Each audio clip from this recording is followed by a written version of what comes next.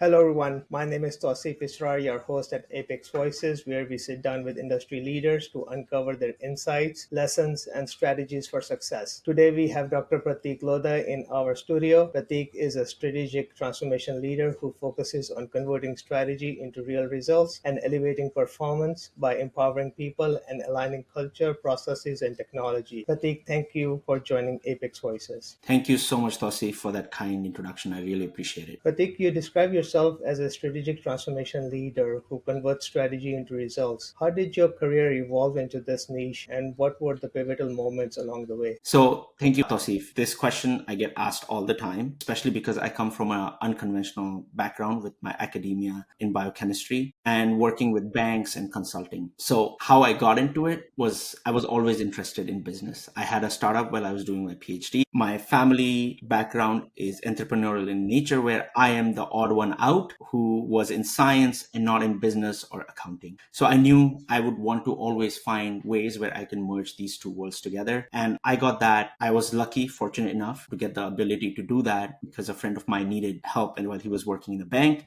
and I was able to help him out. And then from there, I was able to secure a job over there, and the rest is history. So I would say pivotal moments. One, I wanted to do business. I came from that kind of a background. I had a startup and I got the opportunity to apply some of my theoretical knowledge in a totally different, unrelated business. And the combination of three things kind of led me in this direction. Very nice. Talking about your PhD, what aspects of your PhD training and early research work still influence how you think about business problems and transformation today? Great question. And I have also explained this to many people many times. With the PhD in biochemistry, I have a scientific mindset, which means you create a hypothesis, you test it by doing work, and then you take that data and you crunch it down and you explain if the hypothesis is real or not. This mindset is utilized everywhere, even in business when you have to create a business case, or in technology when you have to deploy technology. So that mindset was one of the most important things. Then came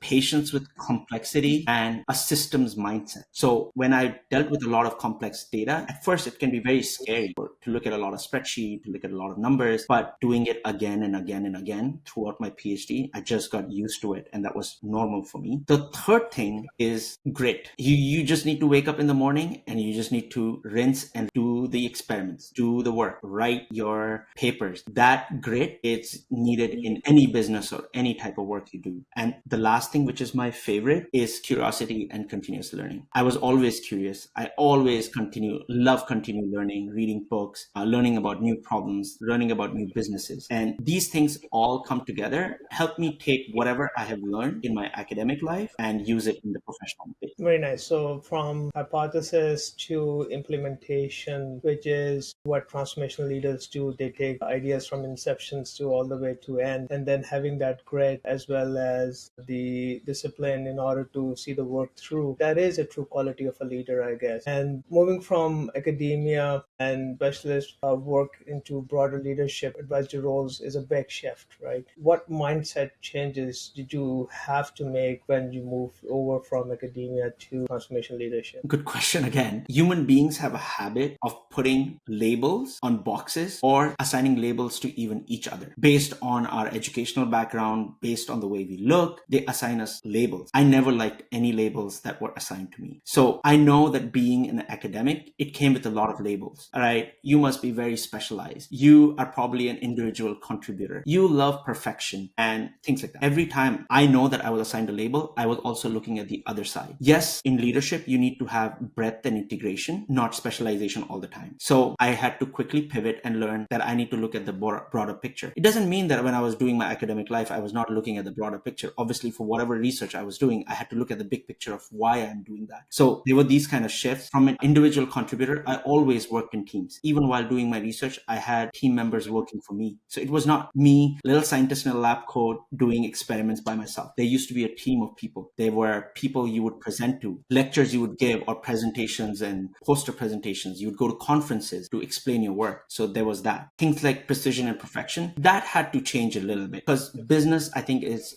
more about pragmatism or velocity, having quick results. So that mindset had to change, where you cannot wait for perfection. I cannot wait for perfection on everything. I had to use the 80-20 rule. Let's see if we can get the first iteration out soon, or can we start measuring the results sooner and bring velocity. And transformation and change require a sense of urgency. So definitely those were the main things, or the mindset changes that I had to do to become broader.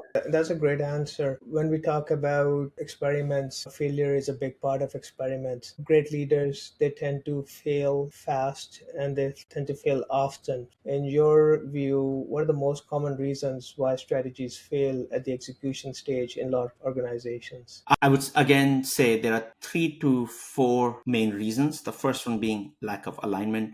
People, incentive, decisions, they're not aligned to the strategy. Everybody's not on the same page. Sometimes there is an over or an under emphasis on the tool. Like people put emphasis on one thing more than the other. Right now, recently, it's been technology, so people overemphasize technology. There is a weak management or a stakeholder buy-in. Especially this happens when you have multiple parties in different regions, or you have different vendors and they each have their constraints. And the last one, when we don't know what success looks like. So we don't have a way to measure it or provide feedback on how we are doing when we are implementing a transformation. So these are the 4 things I would say. So we're going to switch gear a little bit and talking about people, process, and technology as the 3 pillars of real transformation. How do you decide where to start when you enter a new organization or a project? So for every project that I have done, it has always, or every time I've gone to a new client, it has always started with an assessment. We have to see what the reality looks like. So you assess exactly those 3 things that you mentioned: people, process, technology. And once that is done, you define what is the objective you need to meet, right? With those 3 things in mind, what is it that we are trying to achieve? And then the third step is the approach. To achieve this target, what are we going to do? Are we going to do a tactical approach, a strategic approach, or a hybrid approach mixed with 2? And the reason why I say tactical, sometimes organizations are in a crisis. They need immediate solutions like 60-day wins, or to get rid of a regulatory compliance issue urgently. So at that time, deploying a technology might take a lot longer. You might have to find manual ways of doing work and solving those problems.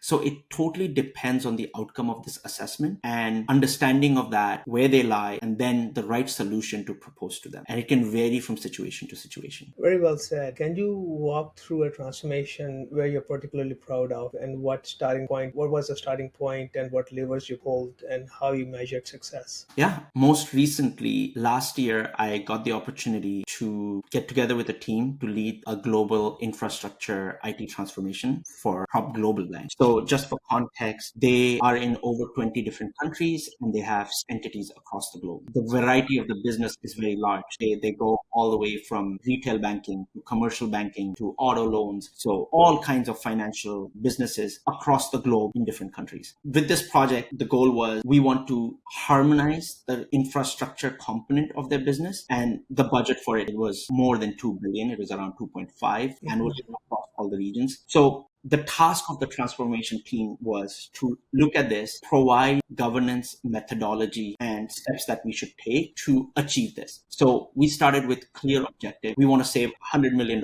in the first year, 150 in the next year. So we have saved over the future years. Then we had clear goals of we want to make sure our processes across the different countries are harmonized. This can be processes for acquisition of hardware, decommissioning of hardware. How do we handle incidents? How do we handle deployments? Then based on those, once we had the scope laid out, we had our actions. I was the one leading the governance of this program. So we had to have a proper governance framework created, deployed. And I can only tell you how difficult it is to have 20 different representatives from different countries in different time regions all come on the same page and agree. So it took us a few months to deploy this framework, make sure that everybody is aligned to the budget. Like one of the biggest accomplishments I would say I had in this project was we had a budget agreed for $2.5 billion across 20 20 regions in 3 months. When we started the project in October, by February, we had the budget agreed, aligned, and reviewed with every single region. And then from there, we started our execution, and the execution is on track to achieve those goals that we had set. Actually, we might beat our savings goal by 20%. So this one I'm really proud of. I think I had the most amount of exposure in this. Lots of different cultures, lots of different types of workplaces and work environments, and the travel that I got to do and the different people I got to meet. So that was very exciting and something I'm very proud of. Great answer, Pratik. Love that. Following you on LinkedIn is a pleasure. But a few posts of yours have emphasized that culture is the engine that brings strategy to life. When you join an organization, how do you practically diagnose the organizational culture and how you go about doing that? A really good question, Tausif. The number one answer to this is listening and observation. But something that people forget sometimes is for you to be able to be in a position to listen, you need people who will talk to you, right? So I have icebreaker situations where I go learn the language of the region or some icebreakers in that language. So I get the people comfortable to me so they will talk to me. They will be free when they talk to me. I try to learn about their culture. Just because you go to a meeting that might have a lot of disagreements, in some culture that is considered okay. Like in Spanish culture, disagreement is a good thing to have. But you take the same thing and you go to Mexico and somebody's quiet because of a disagreement, that means you're not making headway. So you have to listen, observe, and understand the underlying culture. Then obviously we review documentation. You can check if the processes that are there that are aligned to the outcome that was expected. So you have the culture, which is one way, process that is not aligned to this culture, and you can start to see that in metrics, right? So for example, you have lots of employees doing lots of development and great projects, but if you look at a simple thing as NPS of their application and it's really low, you understand that the culture is all about innovation and doing great things, but not focusing on maintaining the application so good for the user. So these are small little things that you can observe through listening, review, and looking at metrics.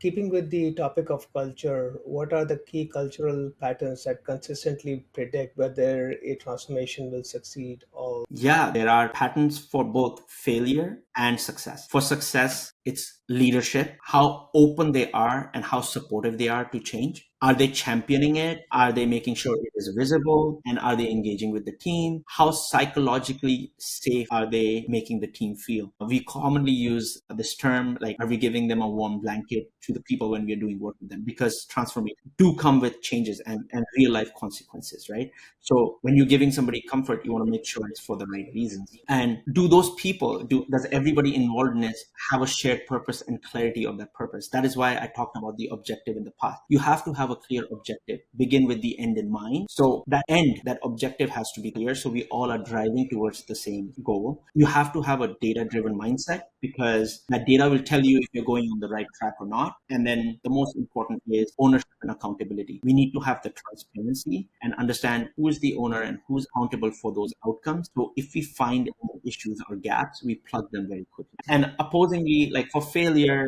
the opposite, things like silo thinking, teams are not talking to each other. There is a fear of communicating the risk or fear of failure. Those kind of things tell you or give you an indication that transformation will most likely not fail. In my experience, I know majority of the people come to work with the mindset that they want to see, that they want to do a good job. And so I have usually felt as a consultant, people come and talk to you a little bit more openly, and they tell you the truth a lot openly. And you can see that over time, create your own, you will eventually get a gut feeling of your client and of the space, and then be able to understand their culture a lot better. But going back to your pattern, I think I've answered both for success and failure. Absolutely, you did. As a leader, you get to coach other people around you, especially other leaders who may be very strong on numbers and processes, but less comfortable with the soft side of culture and people dynamic. So how do you coach them so that they become more comfortable with the culture and people around them? Good question, Tosi. It is true. Many times I see a lot of leaders who are very strong with numbers or process, or are very regimented in how the outcome should be, but they lack this soft side. It's very easy to get into this. I want to work for 8 hours. I want to see the results that I want to see and then get out of there. But for the soft side, you have to make sure that those leaders are also listening to their team, right? And we can look at certain metrics such as retention. What is your brand image like on the outside when people are applying for it? And bringing that forward to the leader. Sometimes it is putting the truth in front of somebody that gets them to see, I might need to change, right? Or I might need to soften up. And then we look at human stories of, have we seen a lack of trust within the team? Has the migration slowed down, or has the transformation slowed down because we are not getting the team to align properly? So you take all of these things and then you work with the leadership to explain to them that we might need to soften up. Sometimes what we do is we do pairings. You pair a mentor leader with somebody lower down and see if they can work together or co-facilitate a session, right? So you have to try these things that gives exposure to who have not a lot of experience to the people who have a lot of experience. And it comes down to this thing about compassion, right? Can we walk in other people's shoes? Team at the bottom, they don't understand the reasoning for the decision coming from the top. So to spend time with them gives them that understanding of why they are making the decisions that are being made, what kind of pressures they are dealing with. So to soften it, we have to try to get both sides to look at the story for the other side. So we have compassion for the other side. Those are some of the suggestions I would like to make to, or what I make to the coaches when I'm coaching the leaders. Sure. In your opinion, what skills and mindsets will transformation leaders need over the next 5 to 10 years that they may not be paying enough attention to today? I would like to say there are probably 3 things. They have to have an adaptive leadership mindset. We are, especially in times like this where we have a lot of uncertainty, ambiguity in the world, we have to have adaptive leaders who are ready to pivot, learn fast, and manage complexity. They need to be people-centric. With AI, there is a lot of fear out there about people losing their jobs. So the need for emotional intelligence, empathy is very important in making sure changes are managed and transformations are adhered to. And then the third thing I would say is we need to have a leadership that is data literate and use that for making judgments, because we need to be looking at the real-time data and be able to interpret it really fast, especially with the amount of data that we are generating now. Organizations generate a lot of data and they need to have the right teams to be able to interpret that data really well and be able to pivot based on that data. So that data literacy and the ability to make judgments on that data or decisions based on that data are the 3 things I would say that transformational leaders need at the moment. Absolutely agree. Having an analytical mind and information that allows you to make the informed decision, you cannot beat that. At any given day, you need to have those information or that informed decision guiding your way forward. Now, imagine if you were to design a transformation leadership curriculum for mid-career managers, what 3 experiences or capabilities would be non-negotiable? I would say 1, there needs to be cross-functional transformation project experience. This is not just about a small change or an optimization. This is about people, process, technology in a cultural, in an organization-wide concept. So it is really wide and they should be able to experience the complexity, resistance, uncertainty that comes with it. We talked a lot about people and culture capabilities. So something like that must be in the curriculum where we can talk about leading the change with empathy and making sure that change management, stakeholder engagement, communications are based on that. And we also talked about data-driven decision-making, governance practices that are able to define the metrics, create dashboards, run the governance, course correct when needed. It's not just anymore about planning and executing and iterating. It is about making sure we have the flexibility and the adaptability to change to the changing conditions. I know you asked me for 3, but again, going back to my point about exposure to ambiguity and the ability to pivot again, there needs to be this understanding that we might have to do that under pressure with limited time and information that is available to us. So I would say it's these 4 things that should definitely be in a curriculum related to transformation. Thanks for the answer, Pratik. Good answer over there. In your experience, what is one transformation myth you wish would disappear from business conversations? So one myth related to transformation, I would say, is when leaders believe that technology will solve everything. We need to come back and remember that technology is an enabler, and to make a real transformation, you also need people, process to come along with it. And I'm especially referring to this in this market of AI, where people think it's very easy easy to implement AI and get the results that you want, and you can implement this technology, but they often overlook the importance of people, culture, process in this space. So that's the one myth I wish I would like to break. It's all about technology. I think it's about more than just that. Absolutely, and change management needs to be a big part of transformation. Looking back, what is a failure or stalled initiative that most changed how you approach transformation and culture? Yeah, this is a few years back. I was doing a transformation in Mexico, and in this transformation, we had 7 main tracks, and I was able to get traction with all 6 except for one of them. And just because of my lack of Spanish knowledge and the lack of culture at that time that I did not have, I had a lot of difficulty making inroads. But what I really learned from that is you need to engage the right stakeholder, because sometimes you think they are the right stakeholders, but they're not the right stakeholders. I don't know if that explains what I'm trying to say. So what I really learned from that is to bring about change, you need to make sure you understand the culture and the right stakeholder who will be your champion to bring about the change. Perfect. One book that you would recommend to anyone interested in transformation? It's All in the Delivery by Debbie Brown. I worked for her. She is an amazing person. I would recommend anybody who wants to be in transformation leadership position to definitely read this book. It's All in the Delivery by Debbie Brown. One questions leaders should ask their teams more often? What is stopping you from doing your best work? They should be asking them that. And this is what I often ask to people when I'm trying to do transformation. This is one of the questions we do ask in the interviews. And surprisingly, people give honest answers to that. One bad habit organizations need to unlearn to move faster? We have always done it this way. We cannot change because we always did it this way. I don't know if you have read a book by Yuval Harari. He wrote a book on humans. One of the things that he talks about is everything is man-made. All the processes, all the technology, everything that we have in this world, we made it. And because we made it, we have the ability to change it. So whenever I hear we have always done it this way and this is how we do it, they're talking about a habit and they're not looking into or evaluating if it is fit or effective. So that's one bad habit that organizations need to unlearn from very fast and quickly move on. With that, thank you, Dr. Pratik Lodha, for your time. This is it. Thank you so much for being with us and giving us your pearls of wisdom. Thank you so much, 𝗀𝗂𝘅, for having me here. These were really thought-provoking questions and I had a good time. Thank you.